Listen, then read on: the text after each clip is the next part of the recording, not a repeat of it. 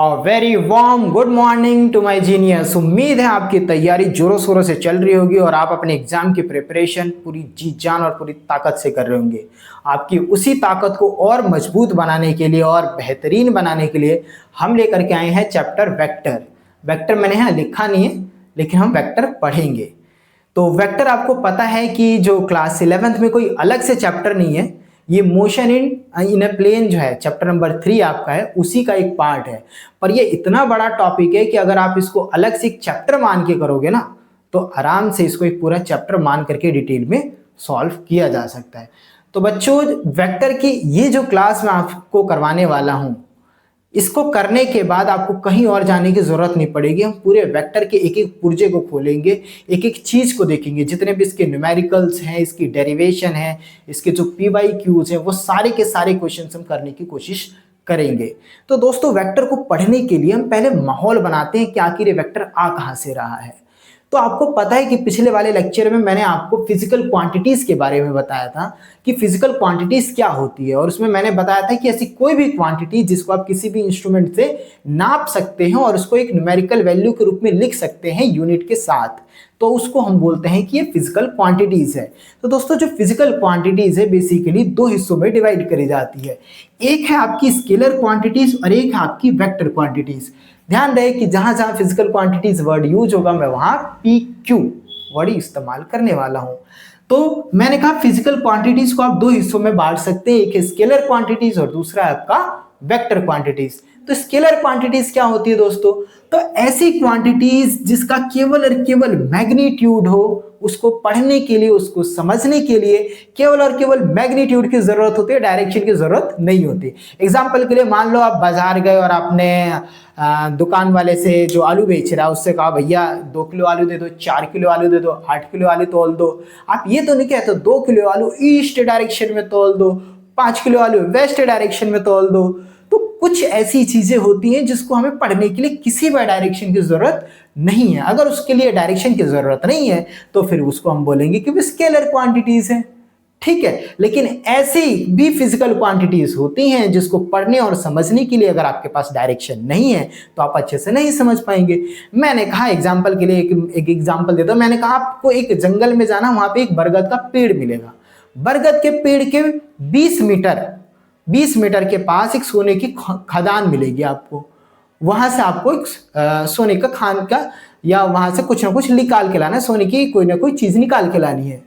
तो आप चले गए जंगल के अंदर, आपको बरगद का पेड़ भी मिल गया, लेकिन आपने यार 20 मीटर दूर इधर बोला था कि इधर बोला था, सामने कि पीछे, आखिर 20 मीटर किधर की ओर? तो वहां पे आपको डायरेक्शन की जरूरत पड़ गई।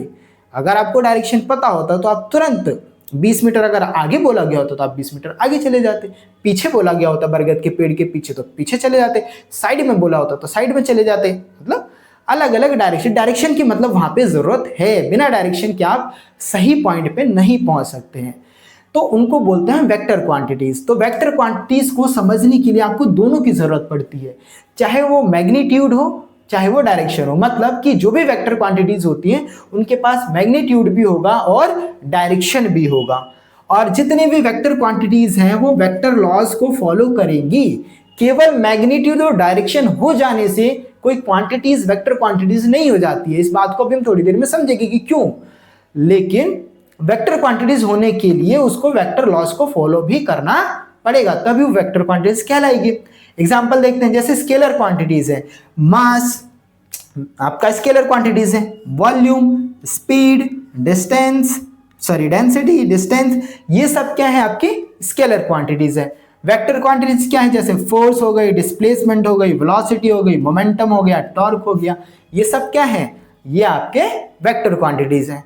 तो देखिए मैंने यहाँ पे नोट में एक बात लिखा है कि एक physical quantities having direction may be a vector.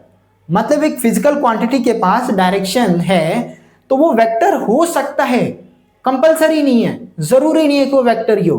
कैसे? एग्जांपल से समझते हैं। जैसे कि इलेक्ट्रिक करंट है, इलेक्ट्रिक करंट के बारे में आपने तो सुना होगा, 10th क्लास में भी पढ़ा होगा। उसके पास तो डायरेक्शन भी होता है और मैग्नीट्यूड भी होता है, पर इलेक्ट्रिक करंट कोई वेक्टर क्वांटिटीज नहीं है। मतलब इलेक्ट्रिक करंट को जब हम जोड़ते हैं तो वेक्टर लॉज को फॉलो नहीं करता है। एग्जाम्पल के लिए, जैसे मान लीजिए एक जंक्शन है, यहां से करंट आया और यहाँ से भी करंट आया, यहाँ पे मिले और फिर इधर चला गया। मान लेते हैं यहाँ से जो करंट आया आपका 4 एम्पियर आ रहा है और यहाँ से जो करंट आया आपका 3 एम्पियर आ रहा है। तो जब आप दोनों मिलाओगे, यहाँ पे जब दोनों क्वांटिटीज मिलेंगी और इधर जाएंगी तो आप इनको जोड़ करके क्या लिखोगे, आप 7 एम्पियर लिखोगे।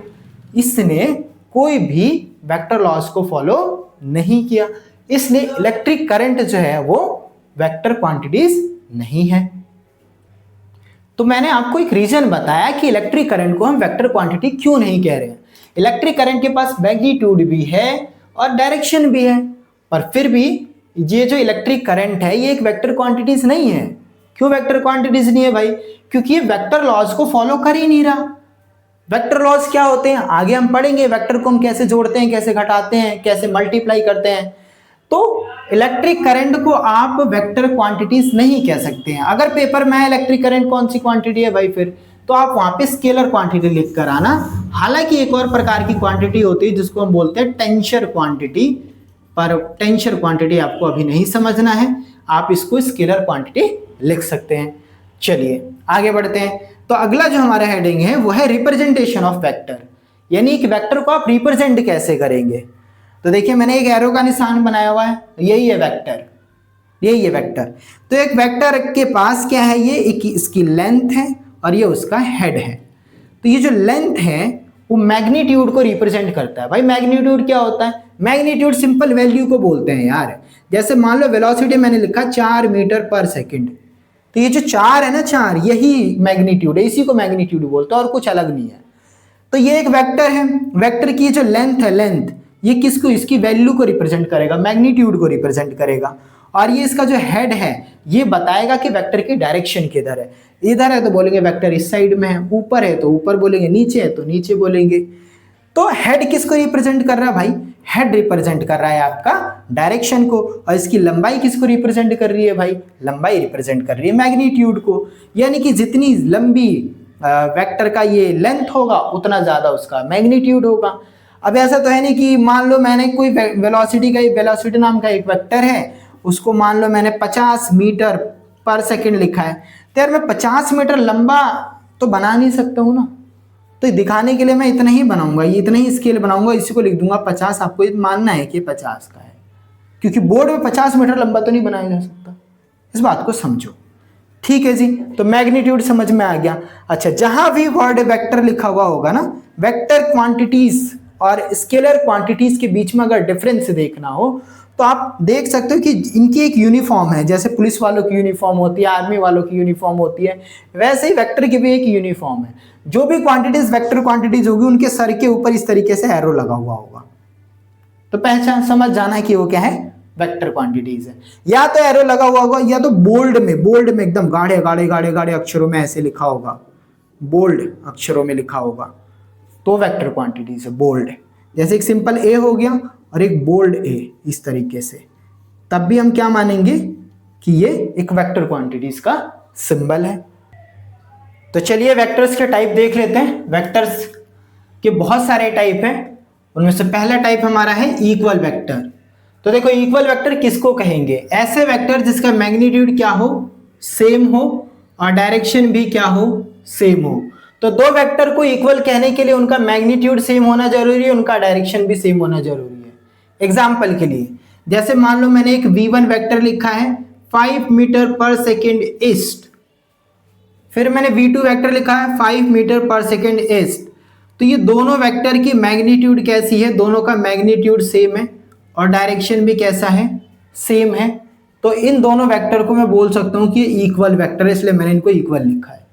लेकिन एक चीज यहां देखो, मैंने यहां लिखा है v1 is equal to 5 metre per second east, यहां v2 लिखा है 5 मीटर पर सेकेंड साउथ। तो मैग्नीट्यूड तो इनका सेम है पर डायरेक्शन अलग अलग है। तो ऐसे वेक्टर जिनका मैग्नीट्यूड सेम हो, डायरेक्शन अलग अलग हो, ऐसे वेक्टर को बोला जाता है अनइक्वल वेक्टर। क्या बोला जाता है? Unequal vector. ठीक है। अच्छा, सेकंड प्रकार का वेक्टर देखो, पैरेलल वेक्टर। तो जितने भी पैरेलल वेक्टर होते हैं उनके डायरेक्शन कैसे होंगे? आपके सेम डायरेक्शन होंगे। बात रही मैग्नीट्यूड की, तो मैग्नीट्यूड सेम हो भी सकता है और नहीं भी हो सकता। तो लिखा है मैग्नीट्यूड में और मे नोट सेम।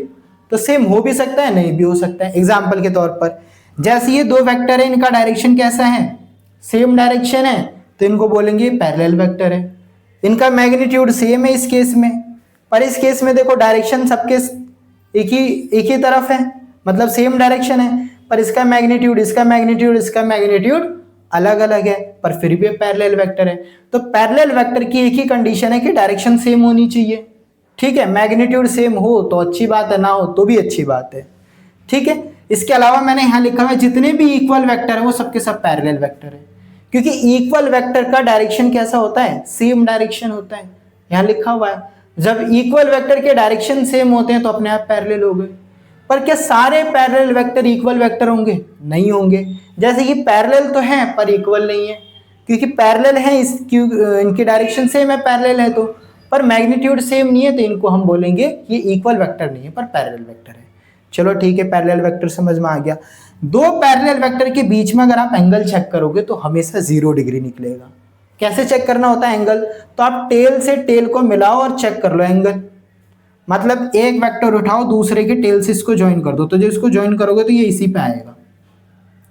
तो दो सेम डायरेक्शन में अगर कोई चीज है एक के ऊपर एक, तो वहां पे जो एंगल आपको मिलेगा वो कितना मिलेगा, आपको 0 डिग्री मिलेगा। इस वाले को उठा लो, इस पे लगा दो, जब इस पे लगाओगे तो कुछ इस तरीके से नजर आएगा, ये वाला वेक्टर उठा के, तो इनके बीच में एंगल कितना बन रहा है, 0 डिग्री। चलो समझ आ गया। अगला देखो, एंटी पैरेलल वेक्टर क्या है, इनको अपोजिट वेक्टर भी कहते हैं। तो एंटी पैरेलल वेक्टर ऐसे वेक्टर होते हैं जिनका डायरेक्शन अपोजिट हो। पैरेलल वेक्टर में डायरेक्शन सेम होना चाहिए, एंटी पैरेलल में डायरेक्शन अपोजिट होना चाहिए। बात रही मैग्नीट्यूड की, तो मैग्नीट्यूड सेम हो भी सकता है और नहीं भी हो सकता है, ठीक है। जैसे एग्जांपल के तौर पर एक वेक्टर इस डायरेक्शन में है और दूसरा जस्ट इसके अपोजिट इस डायरेक्शन में है, ठीक है। हालांकि ये 5 होना चाहिए था क्योंकि छोटा लग रहा है और ये बड़ा लग रहा है 6 ले लो। चलो, तो ये वाला वेक्टर इधर की तरफ 6 मीटर पर सेकेंड ईस्ट है और ये वाला वेक्टर इधर की साइड 5 मीटर वेस्ट है। तो क्योंकि ये अपोजिट डायरेक्शन में है इसलिए इनको बोलेंगे एंटी पैरेलल वेक्टर है। मैग्नीट्यूड तो सेम हो या ना हो उससे फर्क नहीं पड़ता है। जैसे इस केस में इसका मैग्नीट्यूड 6 है, इसका मैग्नीट्यूड 5 है, कोई फर्क नहीं पड़ता। मैग्नीट्यूड इक्वल हो भी सकता है, नहीं भी हो सकता है। दो एंटी पैरेलल वेक्टर के बीच में अगर आप एंगल चेक करोगे, टेल से टेल ज्वाइन कर लो, देखो तो कितना मिलेगा आपको, 180 डिग्री मिलेगा, ठीक है। तो यही मैंने लिखा यहाँ पे, थीटा कितना मिलेगा, 180 डिग्री। बहुत बढ़िया। अब आ जाओ फोर्थ वेक्टर के ऊपर, कोलिनियर वेक्टर। कोलिनियर वेक्टर किसको कहेंगे भाई, तो लिखा मैंने ऐसे vector, vector in the same line. अगर एक ही लाइन में आप वेक्टर को ज्वाइन कर पा रहे हो, एक ही लाइन में एकदम सीधे स्ट्रेट लाइन में, तब उनको बोलेंगे कि वो कोलिनियर वेक्टर है। जैसे ये एक ए वेक्टर है, उससे सीधी लाइन में दूसरा वेक्टर बी जोड़ दिया, उसकी ही सीधी लाइन में तीसरा वेक्टर सी जोड़ दिया, तो ये कैसे वेक्टर है, कोलिनियर वेक्टर है। अच्छा, पांचवा टाइप देखो, कोप्लेनर वेक्टर। प्लेनर का मतलब, कोप्लेनर का मतलब होता है एक ही प्लेन में। तो प्लेन का मतलब मैंने बता दिया है जहां पे दो एक्सिस एग्जिस्ट करती हो। जैसे ये एक्स एक्सिस है, ये वाई एक्सिस है, तो ये बोलेंगे कि ये एक प्लेन है। आप कॉपी को देख लो, एक कॉपी एक प्लेन है। एक टेबल देख लो, टेबल का फ्रंट ऊपर वाला हिस्सा वो एक प्लेन है। तो प्लेन क्या है, जिसमें दो एक्सिस हो, एक एक्स एक्सिस एक वाई एक्सिस, हो सकता है एक वाई और जेड हो सकता है एक जेड और एक एक्स हो, मतलब उसमें दो एक्सिस इन्वॉल्व होंगी ही होंगी। तब हम क्या बोलेंगे कि वो कोप्लेनर है, मतलब प्लेन है, सॉरी। और उस प्लेन के अंदर जो भी वेक्टर होंगे वो कैसे कहलाएंगे, कोप्लेनर वेक्टर होंगे। चाहे आप ऐसे बना लो, कैसे भी बना लो। तो कोप्लेनर का मतलब क्या है, vectors lying in the same plane, एक ही प्लेन के अंदर, यानी कि दोनों वेक्टर या तो एक्स वाई प्लेन में, एक्स वाई प्लेन है तो दोनों वेक्टर एक्स वाई प्लेन में लाई करते हो, यानी एक ही प्लेन में अगर वेक्टर्स लाई कर रहे हैं तो उनको बोलेंगे हम कोप्लेनर वेक्टर।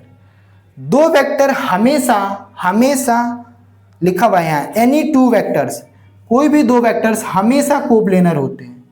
दो से ज्यादा हैं यानी कि 3 वेक्टर हैं तो कोप्लेनर हो भी सकते हैं और नहीं भी हो सकते हैं, पर दो वेक्टर हमेशा कोप्लेनर होते हैं। आपका असर्शन रीजनिंग में क्वेश्चन आ सकता है, एमसीक्यू में क्वेश्चन आ सकता है।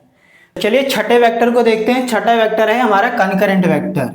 तो कंकरेंट वेक्टर किसको कहते हैं, vectors that pass through same point. ऐसे वेक्टर जो एक ही पॉइंट से पास हो रहे हैं उनको हम क्या बोलेंगे, कंकरेंट वेक्टर। जैसे कि ये एक वेक्टर है, ए वेक्टर इस पॉइंट से पास हो रहा है, ये बी वेक्टर है, बी भी इसी पॉइंट से पास हो रहा है, ये सी वेक्टर है, सी भी इसी पॉइंट से पास हो रहा है। तो ऐसे वेक्टर जो कॉमन पॉइंट से पास होते हैं, सेम पॉइंट से पास होते हैं, ऐसे वेक्टर को हम बोलते हैं कंकरेंट वेक्टर्स। ठीक है, जो हमारा सेवेंथ वेक्टर है वो है जीरो वेक्टर, जिसको हम नल वेक्टर भी बोलते हैं।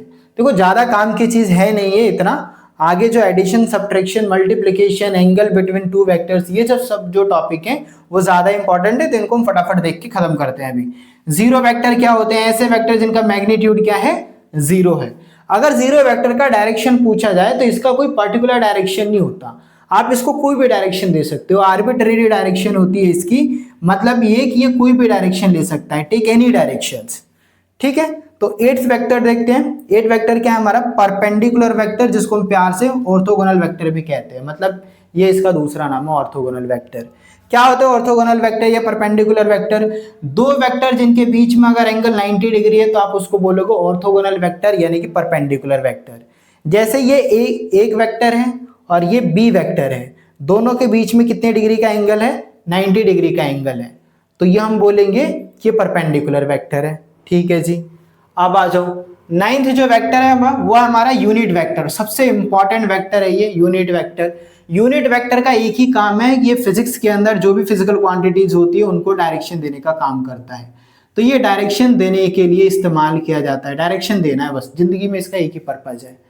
तो यूनिट वेक्टर क्या है? ऐसा वेक्टर जिसका मैग्नीट्यूड तो एक हो, यूनिटी का मतलब होता है एक, जिसका मैग्नीट्यूड क्या हो? एक हो, और एक पर्टिकुलर डायरेक्शन में हो, कोई आर्बिट्ररी डायरेक्शन नहीं, किसी भी डायरेक्शन में नहीं, एक निश्चित डायरेक्शन में हो, उसको हम बोलेंगे यूनिट वेक्टर। यूनिट वेक्टर की पहचान क्या होगी भाई? उसके ऊपर ऐसे कैप लगा हुआ होगा, तो जहां भी एक कैप लगा हुआ समझ जाना यूनिट वेक्टर है। तो यूनिट वेक्टर जो होता है उसका मैग्नीट्यूड कितना होता है? 1 होता है। अगर हमें कोई वेक्टर दे रखा है, लेट्स सपोज ए वेक्टर दे रखा है, इस ए वेक्टर को हमें अगर यूनिट वेक्टर में कन्वर्ट करना है तो हमें इस वेक्टर को इसी के मैग्नीट्यूड से डिवाइड कर देंगे, तो जो हमें वेक्टर मिलेगा वो हमें यूनिट वेक्टर मिलेगा। यानी किसी वेक्टर को अगर उसी के मैग्नीट्यूड से डिवाइड कर देते हो तो आपको क्या मिलेगा? एक यूनिट वेक्टर मिलेगा। ठीक है, देखें कैसे मैग्नीट्यूड निकालते हैं, वो तो आगे का टॉपिक है हमारा। जो 10वां वेक्टर है वो हमारा एक्सियल वेक्टर है। एक्सियल वेक्टर क्या होता है? Vectors acting along a axis of rotation. अब एक्सिस ऑफ रोटेशन क्या होता है? आपने पंखे को घूमते हुए देखा होगा, कूलर के पंखे हो गए, किसी भी चीज को, जो चीजें रोटेट करती है, घूमती रहती हैं, तो उसके अलोंग जो वेक्टर हमें दिखाई देता है, vectors acting along axis of rotation. Detail में आपको ये यहां समझ में नहीं आएगा, डिटेल में जब आप सर्कुलर मोशन पढ़ोगे, रोटेशनल मोशन पढ़ोगे, वहां पे ये सारी चीजें आएंगी। तो बस अभी समझ लो कि ऐसे वेक्टर जो एक्सिस ऑफ रोटेशन के अलोंग लगते हैं, ठीक है, जिनका डायरेक्शन एक्सिस ऑफ रोटेशन के अलोंग होता है, उसको हम बोलते हैं एक्सियल वेक्टर। एग्जांपल के लिए angular displacement, angular velocity, angular acceleration, angular momentum, torque, ये सब कौन से वेक्टर हैं? इनसे ये सब एक्सियल वेक्टर हैं, क्योंकि ये एक्सिस ऑफ रोटेशन के अलोंग होती है इनकी डायरेक्शन। ठीक है जी। 11th जो वेक्टर है, जो अपोजिट वेक्टर, अपोजिट वेक्टर ऐसे वेक्टर को बोलते हैं जिनका डायरेक्शन अपोजिट हो और मैग्नीट्यूड सेम हो। देखो इसी तरीके का एक वेक्टर हमने पढ़ा था, एंटी पैरेलल वेक्टर। मैंने कहा था एंटी पैरेलल वेक्टर वो वेक्टर होते हैं जिनके डायरेक्शन अपोजिट होते हैं। देखो अपोजिट वेक्टर के भी डायरेक्शन अपोजिट है, एंटी पैरेलल वेक्टर के भी डायरेक्शन अपोजिट है। फर्क सिर्फ इतना है, एंटी पैरेलल जो वेक्टर है उनके मैग्नीट्यूड इक्वल हो भी सकते हैं और इक्वल नहीं भी हो सकते हैं, पर अपोजिट डायरेक्शन, अपोजिट वेक्टर के जो मैग्नीट्यूड होते हैं वो इक्वल मैग्नीट्यूड होते हैं विद अपोजिट डायरेक्शन। उनका डायरेक्शन अपोजिट होता है पर मैग्नीट्यूड उनका इक्वल ही होगा। यहाँ पे मैग्नीट्यूड अलग अलग हो सकता है। तो मैंने पीछे एंटी पैरेलल ब्रैकेट में लिखा था अपोजिट वेक्टर, तो सारे opposite vector anti parallel vector नहीं होंगे, ये बात ध्यान रहे। वही अपोजिट वेक्टर, वही anti parallel vector opposite vector कहलाएंगे जिनका मैग्नीट्यूड भी सेम आए। तो देखिए पैरेलल शिफ्ट ऑफ वेक्टर, ये सबसे इंपॉर्टेंट कंसेप्ट है वेक्टर का। अगर आप ये समझ गए ना तो समझ लीजिए पूरा वेक्टर आपके हाथ में है। पैरेलल शिफ्ट ऑफ वेक्टर का क्या मतलब है कि आप वेक्टर को आगे पीछे पैरेलली शिफ्ट कर सकते हो। मतलब अगर ये कोई वेक्टर यहाँ पे ए वेक्टर यहाँ लिखा हुआ है, ठीक है, ये वेक्टर इस डायरेक्शन में, तो आप इसके पैरेलली इस वेक्टर को आप यहाँ ऐसे यहाँ पे लिख सकते हो। ठीक है, ये आपने इधर कर लिया, आप ऐसे भी आगे भी बढ़ा सकते थे, इधर इधर लिख लिया आपने, ये आगे की तरफ है, आप पीछे की तरफ ले आओ, यहाँ पे कर दो इस तरीके से। तो आप एक वेक्टर को साइड में, नीचे, ऊपर, इधर, दाएं बाएं कहीं पे भी पैरेलली शिफ्ट कर सकते हो। जैसे ये वाला वेक्टर है, आप इसको यहाँ पे ला सकते हो, इस तरीके से लिख सकते हो, ठीक है। आप इस वेक्टर को यहाँ शिफ्ट कर सकते हो, पैरेलल होना चाहिए, तो इसको बोलते हैं पैरेलल शिफ्ट। देखेंगे कैसे इस्तेमाल होगा ये आगे चल करके। इसमें एंगल बिटवीन टू वेक्टर बहुत इंपॉर्टेंट है। अक्सर हम दो वेक्टर के बीच में जब एंगल निकालते हैं तो हम गलतियां जरूर करते हैं, ठीक है। तो एंगल दो वेक्टर के बीच में अगर निकालना है तो उसके कुछ नियम है, ठीक है। पहला नियम, मतलब पहला यही है और लास्ट ही नियम है कि आपको जब भी एंगल निकालना है तो आपके वेक्टर टेल टू टेल जुड़े हुए होने चाहिए या फिर हेड टू हेड जुड़े हुए होने चाहिए। यानी कि अगर टेल और हेड जुड़ा हुआ है तो जो आप एंगल निकालेंगे वो सही एंगल नहीं माना जाएगा। तो आपके वेक्टर टेल टू टेल जुड़े हुए होने चाहिए या तो हेड टू हेड जुड़े हुए होने चाहिए। चलो एग्जांपल से समझते हैं। जैसे ये एक वेक्टर है ए, ये एक वेक्टर है बी, ये आपस में किससे जुड़े हुए हैं? टेल टू टेल जुड़े हुए हैं। देखो टेल टू टेल जुड़े हुए, मतलब ये सही जुड़ा हुआ है। तो दो वेक्टर के बीच में है, यहाँ अगर आप एंगल निकालोगे तो कितना हो गया? 90 डिग्री। अब ये वाला देखिए सेकंड एग्जांपल, ये एक ए वेक्टर है और ये एक बी वेक्टर है। ये देखिए कैसे जुड़े हुए हैं, ये इसका टेल है इस वाले वेक्टर का और इस वाले वेक्टर का ये हेड है, मतलब ये हेड और टेल जुड़े हुए हैं, यानी कि गलत ज्वाइनिंग है। एंगल निकालने के लिए आपको या तो टेल से टेल जोड़ना है या तो हेड से हेड जोड़ना है। तो अभी हमने जो पैरेलल शिफ्ट ऑफ वेक्टर का कंसेप्ट सीखा वही अप्लाई करेंगे ताकि हमारा एंगल निकल जाए। तो मैं क्या करूंगा, इस वेक्टर को ऐसे खिसका के यहाँ ले आऊंगा। कैसे? ऐसे उठा के ऐसे खिसका के यहाँ लेके आ जाऊंगा, यानी ये वेक्टर यहाँ आ जाएगा, ये वेक्टर यहाँ आ जाएगा ऐसे ये। तो अब ये वेक्टर यहाँ आ गया, बी वेक्टर शिफ्ट होकर के आ गया। तो देखिए इधर ए वेक्टर है, ऊपर बी वेक्टर है, तो अब ये जो एंगल होगा ये ए वेक्टर और बी वेक्टर के बीच का एंगल माना जाएगा। अब आपको पता है कि स्ट्रेट लाइन 180 डिग्री का होता है। अगर ये 120 डिग्री है तो ये कितना हो जाएगा हमारा? 60 डिग्री एंगल। यानी कि यहाँ पर ए और बी के बीच में जो एंगल है वो कितना है? 60 डिग्री। चलो थर्ड एग्जांपल से समझते हैं। यहाँ क्या है, कैसे ज्वाइनिंग है? हेड टू हेड ज्वाइनिंग है, मतलब हेड टू हेड आप ज्वाइन कर सकते हो, करेक्ट ज्वाइनिंग है। तो जो एंगल इसमें दिखाई दे रहा है वो 60 डिग्री है, ठीक है। एक कंफ्यूजन ये भी रहता है यार कि हेड टू हेड में यही वाला एंगल क्यों ले रहे हो, ये वाला एंगल भी तो ले सकते हैं। तो नोट करके याद रखना है आपको, शॉर्टेस्ट एंगल लेना है। कौन सा एंगल लेना है? शॉर्टेस्ट एंगल लेना है, शॉर्टेस्ट। तो ये देखो ये 60 डिग्री है और ये अगर आप निकालते हो तो पूरा बोला 360 डिग्री का होता है। ये 60 तो ये कितना हो गया? 300 डिग्री। दोनों में शॉर्टेस्ट कौन है? ये वाला है। तो शॉर्टेस्ट एंगल लेना है, शॉर्टेस्ट, ध्यान रहे। ये वाला एग्जाम्पल समझो, बहुत अच्छा एग्जाम्पल है। मान लो ये ए वेक्टर है हमारा और ये हमारा बी वेक्टर, इनके बीच में एंगल निकालना है। इनकी ज्वाइनिंग देखो, एक हेड है और दूसरे वेक्टर का टेल है, गलत ज्वाइनिंग है। सही ज्वाइनिंग करनी है अगर तो इस वेक्टर को उठा के ऊपर कर दो, ऐसे शिफ्ट कर दो, शिफ्ट। अगर ये 150 डिग्री है तो ये कितना हो गया हमारा? 30 डिग्री, क्योंकि पूरी लाइन कितनी की होती है? 180 की। तो ये 150 है तो ये 30 हो गया। तो यहाँ पे एंगल इनके बीच में कितना आ गया हमारा? 30 डिग्री। वेरी गुड, बहुत बढ़िया। यहाँ पे एंगल कितना है? क्या इनकी ज्वाइनिंग सही है? हाँ बिल्कुल परफेक्ट ज्वाइनिंग है। तो थीटा यहाँ कितना हो गया? यहाँ हो गया 60 डिग्री। यहाँ ये एग्जाम्पल में मैंने यही चीज़ समझाने के लिए लिया था कि किसी के दिमाग में ये आ रहा हो कि सर ये भी तो हो सकता है, ये वाला एंगल है ना, ये हो गया 300 डिग्री, तो अंदर वाला ही क्यों ले रहे, बाहर वाला क्यों नहीं ले रहे? तो ध्यान रहे आपको शॉर्टेस्ट एंगल लेना होता है, लार्जेस्ट एंगल नहीं लेना। आपका ये जो एंगल है, जो दो वेक्टर के बीच में जो एंगल होता है वो हमेशा 0 और 180 डिग्री के बीच का ही एंगल होगा। 180 डिग्री के बराबर भी हो सकता है, 0 भी हो सकता है, उसके बीच का भी हो सकता है, पर इससे बड़ा नहीं होगा, ठीक। तो हमारा अगला टॉपिक है वेक्टर एडिशन। वेक्टर को जोड़ने के लिए हमारे पास टोटल 4 मेथड हैं। ये 4 मेथड के जरिए हम दो वेक्टर को जोड़ सकते हैं। पहला है हमारे पास हेड टेल मेथड, इसको head tail law of vector addition कहते हैं। दूसरा है हमारे पास parallelogram law of vector addition. तीसरा है हमारे पास triangle law of vector addition और चौथा है हमारे पास polygon law of vector addition. एक एक करके समझते हैं कि हम कैसे इनको अप्लाई करते हैं ताकि हमें रिजल्टेंट मिल सके। तो हमारा जो पहला मेथड है वो है head tail method. Head tail method आपको तभी लगाना है जब दो वेक्टर के बीच में एंगल कितना हो? 90 डिग्री हो, यानी कि ये जो हेड टेल मेथड है वो 90 डिग्री के अलावा किसी और एंगल पे काम नहीं करता, वहां पे ये फेल हो जाता है। तो ये इसकी लिमिटेशन भी है।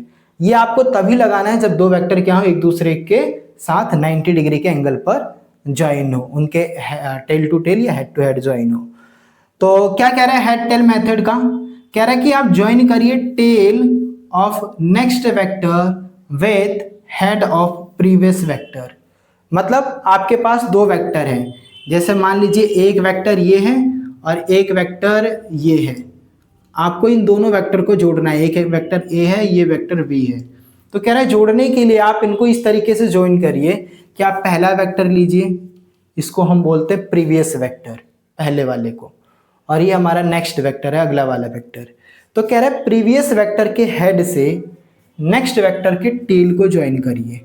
तो ये हमने ज्वाइन कर दिया, ये प्रीवियस वेक्टर है, उसका हेड हो गया, ये हमारा अगला वेक्टर नेक्स्ट वेक्टर है, उसका टेल हो गया, इनको हमने ज्वाइन कर दिया। तो इस तरीके से आपको ज्वाइन करना है। फिर कह रहा है अगर आपको रिजल्टेंट चाहिए तो रिजल्टेंट के लिए आपको टेल लेना है फर्स्ट वेक्टर का और हेड लेना है लास्ट वाले वेक्टर का। तो ये केवल दो वेक्टर पे अप्लाई नहीं होगा, आप कितने सारे वेक्टर इसी तरीके से आप ज्वाइन कर सकते हैं। तो आपको रिजल्टेंट अगर चाहिए तो आप फर्स्ट वेक्टर का टेल लीजिए और जो लास्ट वेक्टर उसका हेड लीजिए, इनको उनसे मिला दीजिए। अब ये जो आपको मिलेगा ये आपका रिजल्टेंट, यानी कि ये आपका ए वेक्टर था, ये आपका बी वेक्टर था, ये आपका रिजल्टेंट वेक्टर हुआ। ठीक है, तो रिजल्टेंट के लिए आपको ये करना है। इसको हम एग्जाम्पल से समझते हैं। मैं फिलहाल इस चीज़ को यहाँ से मिटा रहा हूँ ताकि ये एग्जाम्पल सॉल्व कर सकूँ। बोल रहा है 3 मीटर ईस्ट ले लो और 4 मीटर नॉर्थ को जोड़ के दिखाओ, इसका रिजल्टेंट बताओ। तो मैंने कहा ठीक है यार, डायरेक्शन तो हमने पढ़ रखा है, इधर क्या होता है अपना ईस्ट, इधर क्या होता है वेस्ट, ऊपर क्या होता है नॉर्थ और नीचे क्या होता है साउथ। उसने बोला 3 मीटर ईस्ट लो, मैंने ले लिया ईस्ट की तरफ 3 मीटर, ये 3 मीटर ईस्ट हो गया। ठीक है, बोला 4 मीटर नॉर्थ लो, नॉर्थ किधर को होता है भाई, ऊपर की तरफ होता है, तो ये मैंने 4 मीटर नॉर्थ ले लिया। सही, बिल्कुल ज्वाइन करा है। एक का हेड होना चाहिए तो दूसरे का टेल होना चाहिए, ऐसे ही ज्वाइन करना है। अब रिजल्टेंट चाहिए तो रिजल्टेंट के लिए क्या, पहले वेक्टर का हेड और लास्ट वेक्टर का, सॉरी पहले वेक्टर का टेल और लास्ट वेक्टर का हेड, इससे ज्वाइन करो, ये रिजल्टेंट हो गया हमारा। ठीक है, अब इस रिजल्टेंट की अगर वैल्यू हमें निकालनी है तो मान लो ये हमारा एक ए वेक्टर है, ठीक है, ये हमारा एक बी वेक्टर है और ये हमारा आर वेक्टर है, रिजल्टेंट वेक्टर। अगर आपको आर वेक्टर की वैल्यू चाहिए, मैग्नीट्यूड चाहिए, क्या चाहिए, मैग्नीट्यूड, तो उसका निकालने का सबसे आसान तरीका है आप पहले वेक्टर का स्क्वायर करें प्लस दूसरे वेक्टर का स्क्वायर करें, मैग्नीट्यूड का। ठीक है, तो मुझे ये रिजल्टेंट चाहिए, आर वेक्टर का मैग्नीट्यूड चाहिए, तो मैं क्या करूँगा भाई, ये मेरा पहला वेक्टर, ये मेरा दूसरा है, तो पहले का स्क्वायर प्लस दूसरे का स्क्वायर, 3 का स्क्वायर कितना हो गया 9, 4 का स्क्वायर 16, दोनों को जोड़ोगे तो 25, 25 बाहर आएगा तो 5 यूनिट हो गया हमारे पास। तो ये हमारा रिजल्टेंट वेक्टर का मैग्नीट्यूड हो गया। इसी तरीके से एक और एग्जांपल देखिए, बोला एक ब्लॉक है, उस ब्लॉक पे किसी बच्चे ने 3 न्यूटन, 3 बच्चे हैं 3, ठीक है, एक बच्चा 3 न्यूटन फोर्स लगा रहा है वेस्ट डायरेक्शन में, एक बच्चा 3 न्यूटन फोर्स लगा रहा है नॉर्थ की डायरेक्शन में और एक बच्चा 3 न्यूटन ही फोर्स लगा रहा है ईस्ट की डायरेक्शन में। तो आपसे पूछा गया इस ब्लॉक पे नेट फोर्स कितना लग रहा है एक्चुअली में। तो देखते हैं नेट फोर्स कैसे निकालेंगे भाई। नेट फोर्स निकालना है हमें, फाइंड करिए नेट फोर्स, हमसे बोला गया नेट फोर्स निकालो, तो नेट फोर्स ही हमारा रिजल्टेंट होगा। ठीक है, तो इसने बोला क्या 3 न्यूटन वेस्ट, तो ये ईस्ट ये वेस्ट है, 3 न्यूटन आप इधर बना लो, ये हो गया 3 न्यूटन वेस्ट। फिर बोला 3 न्यूटन नॉर्थ, तो नॉर्थ क्या आप ऊपर बनाओगे ना, यहीं से ज्वाइन करना है इसकी नॉर्थ, 3 न्यूटन नॉर्थ हो गया। फिर 3 न्यूटन ईस्ट, ईस्ट किधर होता है इधर, ये हो गया 3 न्यूटन ईस्ट। ठीक है, बिल्कुल। तो रिजल्टेंट अगर आपको चाहिए, रिजल्टेंट आपको चाहिए तो उसने बोला है कि पहले वेक्टर का टेल ले लो और लास्ट वेक्टर का हेड ले लो, ये पहले वेक्टर का टेल है और लास्ट वेक्टर का हेड है, ऐसे ज्वाइन करो, ये आपका रिजल्टेंट हो गया। तो अब मुझे बताओ कि क्या ये दोनों vector equal and opposite direction में है या नहीं है, ये तो वैसे ही एक दूसरे के साथ कैंसिल आउट हो गए, यानी कि ये जो रिजल्टेंट की वैल्यू है वो इसी के तो बराबर हुआ। तो आपको रिजल्टेंट क्या मिला, यानी कि नेट फोर्स क्या मिला आपको, नेट फोर्स मिला आपको जो कि रिजल्टेंट है वो है 3 न्यूटन। यहाँ से आपको डायरेक्शन भी पता चल रही है, किधर की तरफ, ऊपर। ऊपर कौन सा डायरेक्शन, नॉर्थ, तो 3 न्यूटन नॉर्थ। यानी कि इस ब्लॉक पे जो नेट फोर्स लग रहा था वो 3 न्यूटन लग रहा है, किस डायरेक्शन में, नॉर्थ के डायरेक्शन में। ठीक है, तो आइए देखते हैं parallelogram law of vector addition. तो दोस्तों parallelogram law of vector addition जो है दो वेक्टर को जोड़ने के लिए ज्वाइन किया जाता है। किसी भी दो वेक्टर को जोड़ना सिखाता है हमारा parallelogram law of vector addition. क्या कहता है parallelogram law of vector addition, कह रहा है कि आपके पास दो वेक्टर हैं, आप उनको इस तरीके से ज्वाइन करिए कि उनका जो टेल टू टेल ज्वाइन करिए। कह रहा है join two vector tail to tail as two adjacent side of a parallelogram.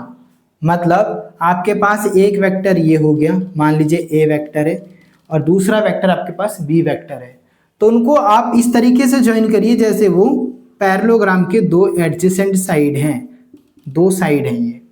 तो ये एक ए वेक्टर हो गया, ये एक बी वेक्टर हो गया, उनको किससे जोड़ना है, tail to tail as two adjacent side of a parallelogram. And then complete करिए इमेजिनरी पैरेललोग्राम को। अब यहां से आपको क्या करना है कि इमेजिनरी पैरेललोग्राम बनाना है, इस तरीके से ये बना दिया हमने इमेजिनरी पैरेललोग्राम। तो जो इसका डायगोनल होगा पैरेललोग्राम का वो आपका रिजल्टेंट बनेगा। क्या बनेगा, रिजल्टेंट। तो यहाँ से आप इसका डायगोनल खींचिए, ये आपका क्या बना, रिजल्टेंट बना। ये आपका क्या बना, रिजल्टेंट। तो ये जो आर वेक्टर है ये हमारा रिजल्टेंट वेक्टर है, यानी आप आर वेक्टर को बोल सकते हो ए वेक्टर प्लस बी वेक्टर। ठीक है, ये हमारा रिजल्टेंट वेक्टर है। अब इस रिजल्टेंट जो वेक्टर है इसके पास दोनों चीज होगी, इसके पास मैग्नीट्यूड भी होगा और इसके पास डायरेक्शन भी होगा। तो इसका मैग्नीट्यूड, ये जो रिजल्टेंट वेक्टर आ रहा है इसका कैसे निकालें, तो देखो आर वेक्टर का अगर आपको मैग्नीट्यूड निकालना है तो या तो इस वेक्टर के ऊपर से आर हटा दो, तो ये मान लेंगे आर वेक्टर का ये मैग्नीट्यूड है, या इसके ऊपर ऐसे मोड़ लगा दो। आप ऐसे भी लिख सकते हो, सिंपल आर भी लिख सकते हो मैग्नीट्यूड के लिए। तो अगर आपको आर की वैल्यू चाहिए जो कि एक मैग्नीट्यूड है, तो आप कैसे करोगे, इसका फॉर्मूला होता है ए का स्क्वायर प्लस बी का square plus 2ab cos theta under root के अंदर। तो आप ये फॉर्मूला याद कर लो, ये इसका क्या है, रिजल्टेंट है। कैसे आए इसको हम ड्राइव करना सीखेंगे, चिंता मत करो। ठीक है, अब हमें इसका डायरेक्शन चाहिए। डायरेक्शन कैसे निकाले भाई, तो डायरेक्शन के लिए आप क्या करिए, अच्छा इनके बीच में जो एंगल था, एंगल ये जो थीटा मैंने यहाँ लिखा है थीटा, ये थीटा ए वेक्टर और बी वेक्टर के बीच का एंगल है। तो आप इसको कहीं साइड में लिख भी सकते हो, theta is angle between A vector and B vector. अच्छा, अब ये जो रिजल्टेंट है ये ए वेक्टर से कितने डिग्री के एंगल पर है, मान लेते हैं कि अल्फा एंगल पर है। तो आप या तो ये बता दीजिए, रिजल्टेंट की डायरेक्शन आपको बतानी है तो आप ये बताइए कि ये ए वेक्टर से कितने डिग्री के एंगल पर है। एंगल जब आप बताओगे एंगल ही उसका डायरेक्शन होगा। हाँ बिल्कुल सही सुन रहे हैं आप, डायरेक्शन को आप एंगल से दिखाते हैं। ठीक है, आप दिखा सकते हो। तो ये आप बताओगे कि ये जो अल्फा की वैल्यू अगर आप निकाल लेते हो तो अल्फा ये बताएगा कि ये जो रिजल्टेंट वेक्टर वो ए वेक्टर से कितने एंगल पर है। अगर आपको इस रिजल्टेंट वेक्टर की डायरेक्शन बी वेक्टर से देखनी है तो आपको यहाँ का एंगल देखना होगा बीटा। तो मैं अभी फिलहाल अल्फा से बता रहा हूँ आपको, अल्फा से कैसे निकालेंगे भाई। तो डायरेक्शन के लिए हमें क्या चाहिए होगा, हमें चाहिए होगा अल्फा की वैल्यू। तो हम लिखेंगे 10 alpha, 10 alpha is equal to, याद रखने की ट्रिक याद रखना, अल्फा के सामने बी वेक्टर आता है, अल्फा के इधर बी वेक्टर, तो आप लिखोगे बी साइन थीटा अपॉन ए प्लस बी कॉस थीटा। तो ये हमारा यहाँ से निकल कर आएगा 10 अल्फा।